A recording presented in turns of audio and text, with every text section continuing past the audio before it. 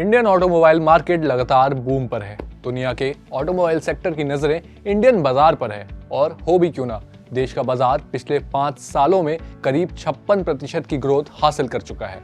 हर दिन कंपनियां अपनी गाड़ियों के नए नए मॉडल्स लॉन्च कर रही हैं और अब देश में इतनी गाड़ियां बिक रही हैं कि कई गाड़ियों के नाम भी आपने नहीं सुने होंगे।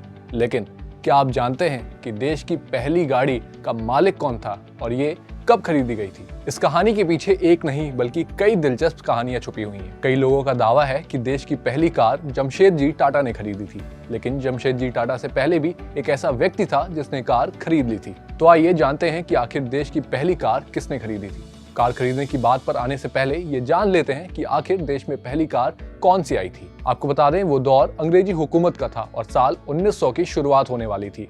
इस दौरान फोर्ड और फ्रांस कार कंपनी रेडियन की कारें ही छाई हुई थी। रेडियन ने कोलकाता के अखबारों में अपनी कार को बेचने के लिए ऐड दिया। इस ऐड के निकलते ही देश भर के जमींदार और रईस इसके दीवाने हो गए। सभी को ये कार चाहिए थी, लेकिन हालांकि इसको लेने वाला पहला शख्स कोई और ही निकला। इस बात का कोई साफ तौर पर प्रूफ नहीं है, लेकिन देश की पहली कार क्रॉम्पटन ग्रीव्स कंपनी से जुड़े एक फॉस्टर नामक व्यक्ति ने कोलकाता में खरीदी थी। हालांकि वो इंडियन नहीं थे, वो ब्रिटिश थे, इसलिए देश के पहले कार खरीदने वाले व्यक्तियों में इनकी गिनती नहीं हो सकती। अब बात आती है पहले कार मालिक की, तो ये 1898 का दौर था और देश के सबसे विकसित शहरों में कोलकाता का नाम आता था। लेकिन पहले खरीदार यहाँ से नहीं हुए, ये पुख्ता है। इसका कारण है कि कार को बुक कराने वाले सबसे पहले 4 भारतीय मुंबई से आए थे और चारों पारसी थे। इनमें से ही एक जमशेदजी टाटा भी थे। चारों ने ही रेडियन को बुक कराया था।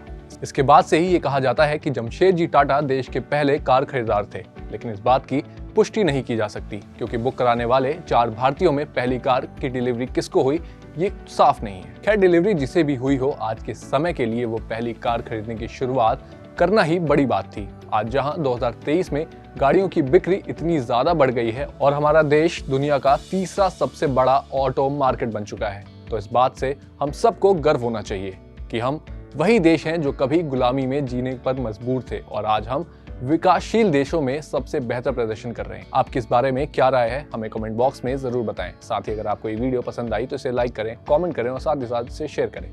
और ऐसे ही और बिजनेस रिलेटेड कंटेंट देखने के लिए आप जागरण बिजनेस को सब्सक्राइब करें।